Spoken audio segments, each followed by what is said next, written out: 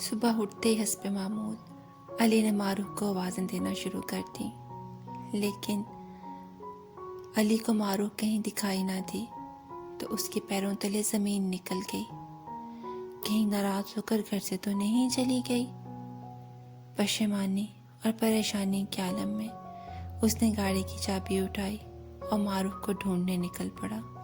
سارے راستے دیکھ لیے، نہ وہ میکے میں ملی نہ راستوں میں۔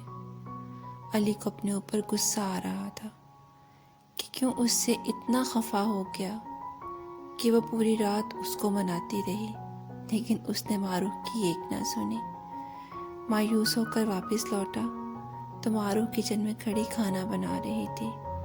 بھاگ کر اس کو گلے لگایا اور جھنجھوڑ کر پوچھا، کہاں تھی تم معروف؟ علی کی آنکھوں میں خوف کے سائے دیکھ کر معروف حیران ہو گئی اور پوچھا، علی کیا ہوا آپ کو؟ تمہیں گھر نہ پا کر ڈر گیا تھا کہ تم مجھے کہیں چھوڑ کر تو نہیں چلی گئی ہو۔